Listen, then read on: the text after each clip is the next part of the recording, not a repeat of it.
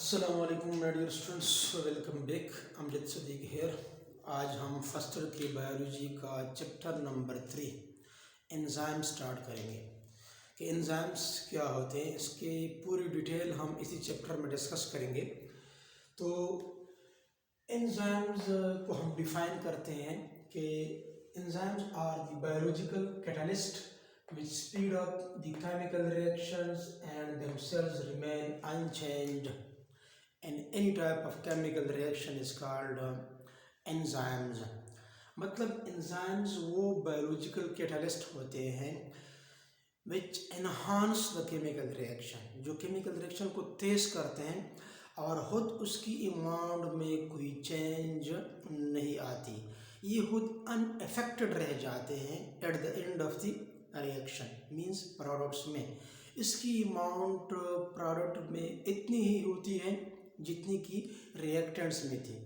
तो खुद तो एंजाइम जो है उसकी बॉडी में शेप में कोई चेंज नहीं आता। ये सिर्फ और सिर्फ जो होती है रिएक्टेंट्स को प्रोडक्ट्स में कन्वर्ट करते हैं। जिस तरह के हम कहते हैं नॉर्मली के दो बच्चे होते हैं या दो क्लास में दो बच्चे होते हैं, उसमें थोड़ी बहुत एक मुँहमारी किस्म की हो जाती है। तो एक तीसरा बंदा होता है, उससे बर्दाश्त नहीं होता कि ये मुँहमारी क्यों हो रही है, सिर्फ इन दोनों को तो आपस में लड़ना चाहिए। तो जो तीसरा बच्चा होता है वो कुछ या कोई तीसरा बंदा जो होता है वो कोई ऐसी शरारत कर लेता है दोनों के दरमियान में कि दोनों को आपस में लड़ा लेता है और ख़ुद दरमियान से निकल जाता है। ये जो थर्ड पर्सन है इसकी मिसाल बिल्कुल ये एंजाइम जैसी है। तो एंजाइम बेसिकली क्या होती है, कैटलिस्ट होते हैं। हम एक वर्ड यूज़ करते हैं कैटलिस्ट। कैटलिस्ट तो एंजाइम बेसिकली कैटलिस्ट होते हैं। केमिस्ट्री में भी ये वर्ड आप लोगों ने सुना होगा। और ये कैटालिसिस करते हैं, कैटालाइसिस। एंजाइम बेसिकली क्या करते हैं, कैटालाइसिस। और चूंकि ये कैटलिस्ट लिविंग ऑर्गेनिज्म के बॉडी में काम करते हैं, that's why they are called biological catalyst. They are called biological catalyst. ये किसी भी केमिकल रिएक्शन को बॉडी के अंदर तेज करते हैं, स्पीड अप करते हैं, एनहांस करते हैं। जिस तरह कि हम कहते हैं कि हमारे बॉडी में मुख्तलिफ़ किस्म के आर्गन्स है, आइज़ है, ईयर्स है, हैंड्स है, ये सब कुछ अपनी अपनी एक्टिविटी परफॉर्म कर रहे हैं। अब हम सांस लेते हैं, सांस को ऑक्सीजन को हम इनहेल करते हैं, विद इन सेकंड्स हम इसको बाहर लेके आते हैं कार्बन डाइऑक्साइड की सूरत में। इसका मतलब ये है कि हमारे बॉडी के अंदर कुछ ऐसी चीज़ तो ज़रूर है जो इन सारे एक्टिविटी को नॉर्मली परफॉर्म करते हैं, इसको एक यूनिफॉर्म रिदम में रखते हैं, एक कोऑर्डिनेटिंग वे में रखते हैं। तो ऐसी कोई चीज़ ज़रूर है हमारी बॉडी के अंदर, और वो चीज़ बेसिकली क्या है, वो एंजाइम्स है जो हमारी बॉडी के अंदर मुख्तलिफ़ किस्म की एक्टिविटी क्या करते हैं, उसको परफॉर्म करते हैं। क्योंकि हमारी बॉडी में एंजाइम के बग़ैर कोई एक्टिविटी परफॉर्म ही नहीं होती। जिस तरह मैंने कहा कि हम सांस लेते हैं, विद इन सेकंड्स बाहर निकाल लेते हैं। अगर हमारी इसमें भी एंजाइम इन्वॉल्व होते हैं। अगर हमारी बॉडी में एंजाइम इन्वॉल्व ना होते तो शायद ये जो हम सांस इनटेक करते हैं, जो ऑक्सीजन, शायद इसमें कुछ दिन लगते बाहर आने में। इसका मतलब ये है कि एंजाइम्स के बग़ैर ये रिएक्शन काफ़ी स्लो होते हैं, और ये एंजाइम ही है जो फ़ौरन इसी ऑक्सीजन को कार्बन डाइऑक्साइड में चेंज करके बाहर निकालते हैं। अगर इसमें कुछ दिन लगते तो शायद ये लाइफ जो है इम्पॉसिबल होती हमारे लिए। तो एंजाइम जो होते हैं ये हमारे बॉडी के लिए बहुत ज़्यादा ज़रूरी होते हैं। अब एंजाइम के बारे में नॉर्मली एक कंसेप्ट है कि ये चीज़ों को तोड़ते हैं। ये एंजाइम चीज़ों को न सिर्फ तोड़ते हैं बल्कि जोड़ते भी हैं। आप लोगों ने पढ़ा होगा मेटाबॉलिक रिएक्शन। मेटाबॉलिक रिएक्शन क्या होते हैं, ये basically anabolism, constructive process, catabolism, destructive process mean तामीरी काम और तहरीरी काम। अब इधर फॉर एग्जांपल कोई रिएक्टेंट्स है तो ये दोनों आपस में एंजाइम उसको जोड़ते हैं, एक प्रोडक्ट बनाते हैं। तो एंजाइम चीज़ों को बनाती भी हैं। सिर्फ ये नहीं है कि एक सबस्ट्रेट है उसको उसने तोड़ा प्रोडक्ट्स में, कैटाबॉलिक सिर्फ तोड़ती नहीं है बल्कि जोड़ती भी है एंजाइम्स को हमारे बॉडी के अंदर। तो एंजाइम का हमारे बॉडी में एक इम्पॉर्टेंट रोल होता है। अब मैंने एक रिएक्शन मैकेनिज्म दिया है, फॉर एग्जांपल ये आपके पास एंजाइम है। एंजाइम में एक हाथ साइट होता है, that site is called active site. ये जो एरिया है that is called active site. इसी एक्टिव साइट को हमने प्रॉपर्टीज में डिस्कस करना है। इधर देखिए ये एक्टिव साइट है। एक्टिव साइट बेसिकली क्या होता है? It is the site on an enzyme to which substrate binds. इसके साथ सबस्ट्रेट जो होता है ये बाइंड होता है। और इसी एक्टिव साइट के लिए एक और नाम भी, इसको रिएक्शन साइट भी कहा जाता है, इसके अलावा इसको कैटालिटिक साइट भी कहा जाता है। और ये एक्टिव साइट बेसिकली जो होता है 3 to 12 अमीनो एसिड पर मुश्तमिल होता है। 3 to 12 अमीनो एसिड पर मुश्तमिल होता है। एंजाइम में एक छोटा सा हिस्सा होता है, और ये छोटा सा हिस्सा जो होता है बेसिकली क्या होता है, ये सबस्ट्रेट को प्रोडक्ट्स में क्या करता है, कन्वर्ट करता है। अब देखिए जब आपके पास एंजाइम है, इसमें एक्टिव साइट है, सबस्ट्रेट कोई मॉलिक्यूल है, ये सबस्ट्रेट जो होता है इस एंजाइम के एक्टिव साइट के साथ फिट हो जाता है। अब देखिए ये सबस्ट्रेट इसी एंजाइम के एक्टिव साइट के साथ अटैच हो गया है, फिट हो गया है इसके एक्टिव साइट में। तो क्या बन गया? एंजाइम सबस्ट्रेट कॉम्प्लेक्स बन गया है। इसके बाद फिर क्या हो जाता है, जब ये फुली इसमें बाइंड हो जाता है तो एंजाइम इसी सबस्ट्रेट को प्रोडक्ट्स में कन्वर्ट कर देता है, और ये एंजाइम खुद फ्री हो जाता है। जिस तरह कि हमने डिफिनीशन में पढ़ा था कि एंड देमसेल्फ रिमेन अनचेंज्ड। अब ये जो आपके पास एंजाइम है ये बिल्कुल उसी तरह है जितने कि रिएक्टेंट में इस्तेमाल हुआ था। तो we can say enzymes are the biological catalyst which speed up the chemical reactions. Means substrate को प्रोडक्ट्स में कन्वर्ट करते हैं, रिएक्शन को तेज करते हैं, एंड देमसेल्व्स रिमेन अनचेंज्ड। ये एंजाइम बिल्कुल इसी तरह है जितना कि ये रिएक्टेंट में इस्तेमाल हुआ था। तो जनरल एक डिस्कशन है एंजाइम्स के बारे में। अब एंजाइम के थोड़ी हिस्ट्री के बारे में हम डिस्कस करते हैं कि एंजाइम को सबसे पहले जो किसने डिस्कवर किया था। एंजाइम को सबसे पहले साइंटिस्ट था, उसका नाम था पाइन। पाइन ने सबसे पहले एंजाइम को डिस्कवर किया था 1833 में, और वो पहला एंजाइम जो किया था उसका नाम था डायस्टेज। अब जब डायस्टेज डिस्कवर किया गया था पाइन ने, तो इस वक्त ये एंजाइम नाम नहीं था, उसने इसको एंजाइम नाम नहीं दिया गया था। बाद में इसको एंजाइम का नाम दिया गया। एक और साइंटिस्ट था, उसका नाम था कोहने। उसका नाम क्या था? That is the Kuhne. ये इधर देखें, term enzyme was coined by Kuhne in 1878 में। एक और साइंटिस्ट था विल्हेम कोहने। विल्हेम कोहने ने इसी नाम को डिस्कवर किया था। फिर बाद में स्टार्ट में जो पाइन ने डिस्कवर किया था डायस्टेज को, उस वक्त नाम नहीं था। जिस तरह कि एक बच्चा पैदा हो जाता है, बच्चे तो आ जाता है, उसका नाम नहीं होता, बाद में उस पर नाम रखा जाता है। जिस तरह एंजाइम का भी पहला नाम नहीं था, बाद में जो है विल्हेम कोहने ने इस पर नाम रखा कि ये क्या एंजाइम है। बेसिकली इसको एंजाइम का नाम क्यों दिया गया था? अब एन मीन्स एनसाइड, एन मीन्स एनसाइड, और zyme means yeast, yeast। और yeast बेसिकली क्या होता है? yeast एक फंजाई है। yeast is a fungus। कौन सा फंगस है? मल्टीसेलुलर है या यूनिसेलुलर है? ये बेसिकली क्या होता है? यूनिसेलुलर फंगस होता है, यूनिसेलुलर। तो एमसीक्यूज पॉइंट ऑफ व्यू से ये सारी चीज़ें इंपॉर्टेंट है। किसने पहले डिस्कवर किया था, नाम किसने दिया था, और जिस तरह कि हमने कहा कि एंजाइम का नाम कोहने ने क्यों दिया है, mean inside yeast. But yeast क्या है? बेसिकली ये एक यूनिसेलुलर फंगस है, सिंगल सेल पर मुश्तमिल एक फंजाई है। कौन? यीस्ट। ये एमसीक्यूज पॉइंट ऑफ व्यू से इंपॉर्टेंट है। चूंकि एंजाइम को यीस्ट के अंदर डिस्कवर किया गया था, तो इसी यीस्ट के अंदर के नाम की मुनासबत से उसको एंजाइम का नाम दिया गया, एन यीस्ट। अब ग्रीक वर्ड है एन मीन्स एन, इनसाइड, जाइम मीन यीस्ट।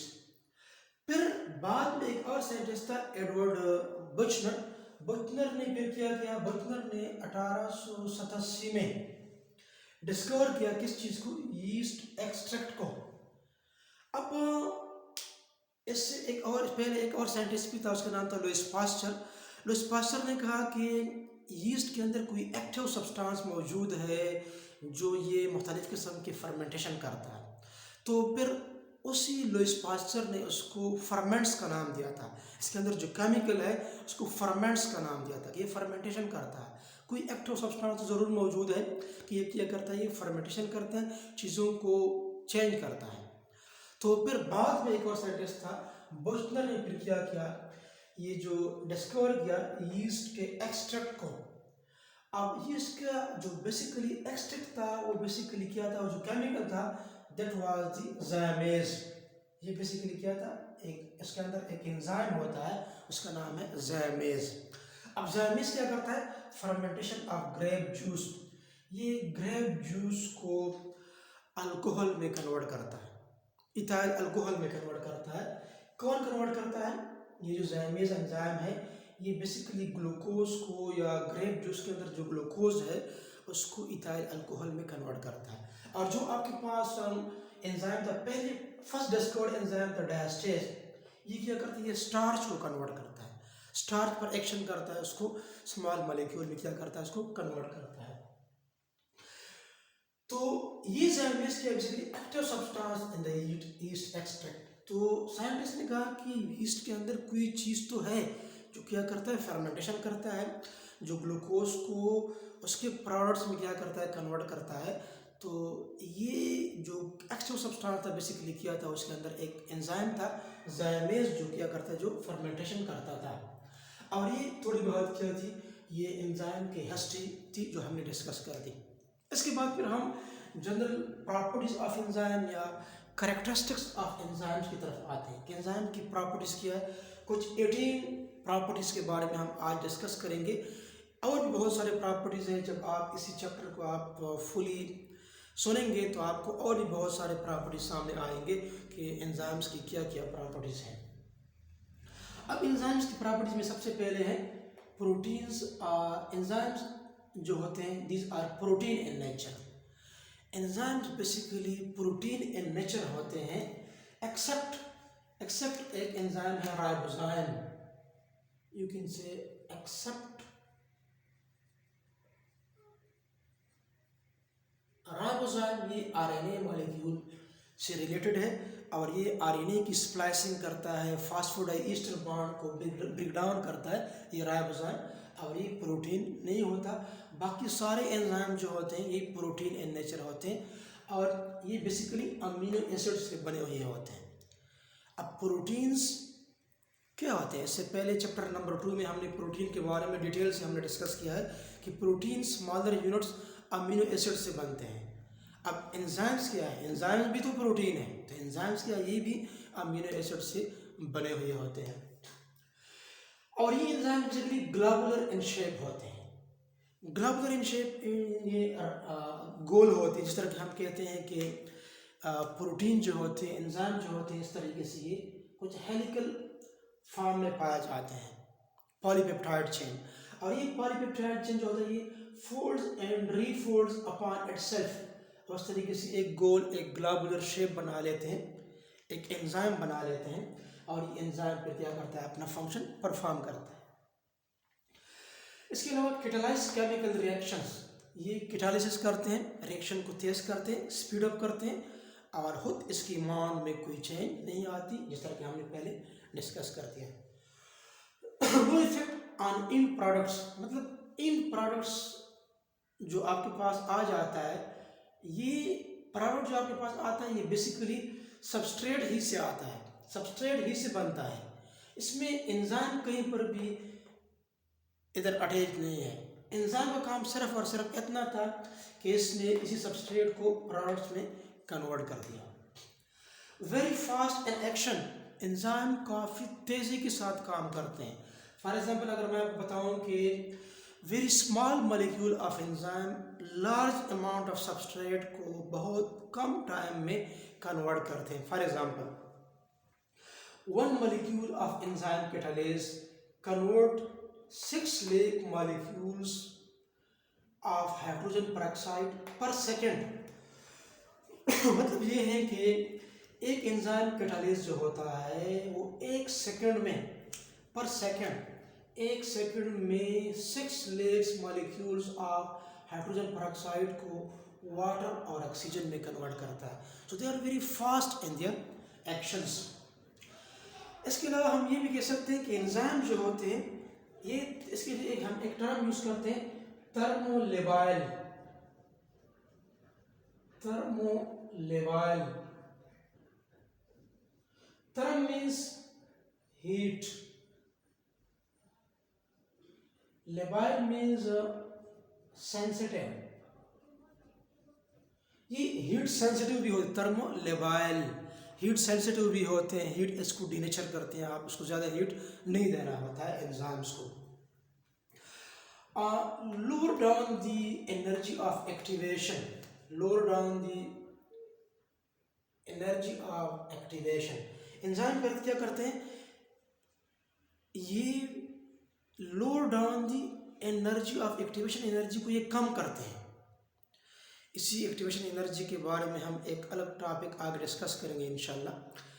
लेकिन इधर आप सिर्फ इतना समझिए कि enzymes lower down the activation energy या एनर्जी ऑफ एक्टिवेशन। अब एक्टिवेशन एनर्जी या एनर्जी ऑफ एक्टिवेशन क्या होता है? We can define activation energy is the minimum amount of energy used to start the chemical reaction. The minimum amount of energy used to start a chemical reaction is called energy of activation या activation energy. तो activation energy जो होते हैं ये सिर्फ और सिर्फ reaction को स्टार्ट करने के लिए इस्तेमाल होते हैं। आगे फिर अगर आपने इसमें एंजाइम का इस्तेमाल कर दिया तो एंजाइम क्या करते हैं, इसी एक्टिवेशन एनर्जी को और भी कम कर देते हैं। फॉर एग्जांपल मैं आपको एक एग्जांपल दे दूँ कि वुड है आपके पास, वुड को आपने क्या किया, उसको आपने एक मैचेस जलाया वुड पर। अब वुड जो होता है जब वो आग पकड़ती है तो इसमें आपको बहुत सारे मैचेस की तीलियाँ जलानी पड़ती है। जब तक इसी वुड ने क्या किया हो, इसी आग को पकड़ ना लिया हो, उस वक्त तक आप एनर्जी सर्व करते हैं। मैचेस को आप, तीलियाँ आप जलाते रहते हैं, बहुत सारी एनर्जी तीलियों की शक्ल में आप ज़ाया करते हैं। अब फॉर एग्जांपल ये एक ऐसा रिएक्शन है, फॉर एग्जांपल ये एंजाइम के बगैर है, तो आप एंजाइम के बगैर आपने बहुत ज़्यादा एनर्जी खर्च कर दी, ज़्यादा तीलियाँ मैचेस को आपने जलाया इसी आग को पकड़ने में। फॉर एग्जांपल इसी प्रोसेस में अगर हमने पेट्रोल का इस्तेमाल कर दिया, पेट्रोल को हम एक एंजाइम के तौर पर इस्तेमाल करते हैं। फॉर एग्जांपल एक एंजाइम है, जब आपने इसी वुड पर, इसी ड्राई वुड पर आपने पेट्रोल डाल दिया तो with a simple spark of the matches it will catch a fire. ये वुड जो है ये आग को पकड़ लेगी। तो मतलब क्या हो गया, जब आपने पेट्रोल का इस्तेमाल कर दिया, मीन एंजाइम का इस्तेमाल कर दिया, तो पहले जो आप एनर्जी दे रहे थे ज़्यादा मैचेस की जो आप जला रहे थे, अभी एक simple spark of the matches से इसी वुड ने आग को पकड़ लिया। तो एंजाइम की एडिशन से, मीन पेट्रोल की एडिशन से एक्टिवेशन एनर्जी क्या हो गई, वो कम हो गई। तो हम कहते हैं enzymes lower down the energy of activation. Enzyme की वजह से एनर्जी क्या हो जाती है, वो लोअर हो जाती है, हमें कम एनर्जी देनी पड़ती है। लेकिन अगर आप एंजाइम ना हो तो हमें बहुत ज़्यादा एनर्जी देनी पड़ती है और रिएक्शन भी काफ़ी स्लो होते हैं। नेक्स्ट है no function in the cell without enzyme. अगर आपके बॉडी में आपके बॉडी के सेल में एंजाइम ना होते तो कोई भी फंक्शन जो होता है परफॉर्म नहीं होता और वेरी स्लो होता। Temperature, pH, substrate concentration, enzyme concentration, इसको हम आगे डिस्कस भी करेंगे। इफेक्ट एंजाइम फंक्शन, इसके नतीजे में एंजाइम के फंक्शन में चेंजेस आते हैं उसके कम या ज़्यादा इस्तेमाल से। कैसे, हम आगे लेक्चर में डिटेल से हम डिस्कस करेंगे। एक्टिव साइट, एंजाइम पर एक साइट होता है, इसको हम कहते हैं एक्टिव साइट। इसके साथ सबस्ट्रेट बाइंड होता है। और ये क्या करता है एक्टिव साइट, इसी सबस्ट्रेट को जब ये बाइंड हो जाता है एंजाइम के साथ, इसको प्रोडक्ट में क्या करता है, कन्वर्ट करता है। इसी एक्टिव साइट को रिएक्शन साइट भी कहा जाता है, कैटालिटिक साइट भी कहा जाता है। एक छोटा सा हिस्सा होता है जो कि 3 से लेकर या 2 से लेकर 12 अमीनो एसिड पर मुश्तमिल होता है। ये बेसिक काम जो होता है इसका होता है। सबस्ट्रेट क्या होता है, the substance which binds to the active site of the enzyme. अब ये आपके पास एक सबस्ट्रेट है, ये क्या होता है, ये वो सब्सटेंस होता है जो एंजाइम के एक्टिव साइट के साथ में, ये सबस्ट्रेट एंजाइम के एक्टिव साइट के साथ बाइंड हो गया है, इसको हम कहते हैं substrate. Enzymes are specific in their function. हर एक एंजाइम का अपना अपना एक काम होता है, अपना एक फंक्शन होता है। Enzyme are specific in their function. अब देखिए एक एंजाइम जो होता है वो अपना एक फंक्शन परफॉर्म करेगा, दूसरे एंजाइम जो है वो दूसरी तरह का फंक्शन परफॉर्म करेगा। फॉर एग्जाम्पल हमने कहा कि कैटालेज है, इधर हमने पढ़ा कैटालेज। अब कैटालेज क्या करता है, ये हाइड्रोजन पेरोक्साइड पर एक्शन करते हैं, इसको पानी और ऑक्सीजन में क्या करते हैं, कन्वर्ट करते हैं। इस तरीके से अगर लाइपेज को ले ले तो लिपिड को फैटी एसिड और ग्लिसरॉल में कन्वर्ट करते हैं। Enzyme are substrate specific. हर एक एंजाइम का अपना अपना सबस्ट्रेट होता है, किसी और सबस्ट्रेट पर ये एक्शन नहीं कर सकते। अब कार्बोहाइड्रेट के लिए एमाइलेज एंजाइम होता है, प्रोटीन के लिए प्रोटीएज एंजाइम होता है, लिपिड के लिए लाइपेज एंजाइम होता है। तो enzyme are substrate specific. Some enzyme need cofactor.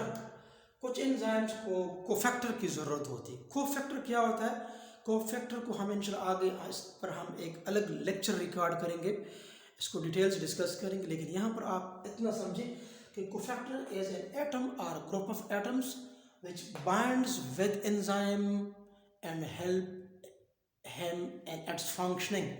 Cofactor basically क्या करता है, ये एंजाइम को उसके फंक्शनिंग में क्या करता है, हेल्प करता है। फॉर एग्जांपल आपके पास ये एक एंजाइम है, ठीक है, इसके साथ ये कोफैक्टर है। For example this is the cofactor, ये कोफैक्टर से अटैच हो गया है और ये एंजाइम को उसके फंक्शनिंग में क्या करता है, हेल्प करता है। जब तक कोफैक्टर ना हो तब तक ये एंजाइम जो होता है अकेले तौर पर, इंडिविजुअल तौर पर काम नहीं करते। कुछ एंजाइम जो होते हैं जो कि प्रोटीन इन नेचर होते हैं, हम कहते हैं फॉर एग्जांपल आपके पास है प्रोटीएज है, फॉर एग्जांपल प्रोटीएजेस, आपके पास लाइपेजेस है। ये एंजाइम जो होते हैं ये खुद जो होते हैं सबस्ट्रेट पर एक्शन करके उसको उसके प्रोडक्ट्स में कन्वर्ट करते हैं, इसको कोफैक्टर की ज़रूरत नहीं होती। बट कुछ एंजाइम जो होते हैं उसको कोफैक्टर की ज़रूरत होती है और कोफैक्टर की वजह से वो क्या होते हैं, वो प्रोडक्ट्स में क्या होते हैं, कन्वर्ट होते हैं। फॉर एग्जांपल अगर मैं बताऊं कि इधर अगर आप देखें ये आपके पास एक एंजाइम है, फॉर एग्जांपल इसी एंजाइम में अगर आप देखें इधर फॉर एग्जांपल आपके पास ये एक इधर एक सबस्ट्रेट बाइंड हो गया है। फॉर एग्जांपल ये एक सबस्ट्रेट है फॉर एग्जांपल। अब सबस्ट्रेट ने इसी एक्टिव साइट ऑफ एंजाइम को कंप्लीटली ऑक्युपाई नहीं किया है, इसके साथ ये फिर एक कोफैक्टर इधर अटैच हो जाता है। तो ये बेसिकली क्या एक कोफैक्टर है और ये बेसिकली क्या एक सबस्ट्रेट है। जब इसी एंजाइम के एक्टिव साइट में सबस्ट्रेट के साथ कोफैक्टर भी आ गया तो अभी ये एक्टिव साइट कंप्लीटली फिलअप हो गया। अभी क्या होगा, आगे फिर क्या होगा, ये एंजाइम फिर इसी सबस्ट्रेट को प्रोडक्ट में क्या करेगा, कन्वर्ट करेगा। नेक्स्ट आपके पास है सम एंजाइम इन एज। नॉर्मली जो नया नोमेनक्लेचर है उसमें हम आगे पढ़ेंगे भी कि एंजाइम के आखिर में क्या आता है, एज आता है। प्रोटीएजेस, लाइपेजेस, एमाइलेजेस आखिर में एज आता है। अप्रॉक्सीमेटली टेम्परेचर जो एंजाइम के लिए रिक्वायर्ड होता है 5 to 40 degree centigrade. 5 to 40 degree centigrade पर एंजाइम नॉर्मली अपनी एक्टिविटी परफॉर्म करते हैं। जब आप 40 से ज़्यादा करते हैं या कम करते हैं तो एंजाइमेटिक एक्टिविटी अफेक्ट हो जाते हैं, उतना काम नहीं कर सकते, ये फिर स्लो हो जाते हैं। या अगर आप 40 से टेम्परेचर को बढ़ाएं तो एंजाइम डीनेचर भी हो सकते हैं। ह्यूमन सेल जो होता है, टिपिकल ह्यूमन सेल जो होता है, contain several thousand enzyme. Normally हम कहते हैं कि एक सेल के अंदर कुछ जगहों पर ये आया है कि एक सेल के अंदर 600 से लेकर 800 एंजाइम होते हैं। 600 to 800 एक सेल के अंदर। और कुछ जगहों पर ये भी आया है कि ह्यूमन सेल में सेवरल थाउजेंड एंजाइम होते हैं एक सेल के अंदर। तो एक सेल के अंदर बहुत सारे एंजाइम होते हैं। तो each and every step in enzyme is catalysed by a specific enzyme. Enzyme के बगैर कोई एक्टिविटी जो होती है वो परफॉर्म नहीं होती। तो ये था आज का लेक्चर। उम्मीद है आपको समझ आया होगा। अगर आपको ये लेक्चर पसंद आया है तो इसी चैनल को आप सब्सक्राइब करें, इसको अपने दोस्तों के साथ शेयर करें, अपनी दुआ में हमें ज़रूर याद रखें। अल्लाह हाफ़िज़।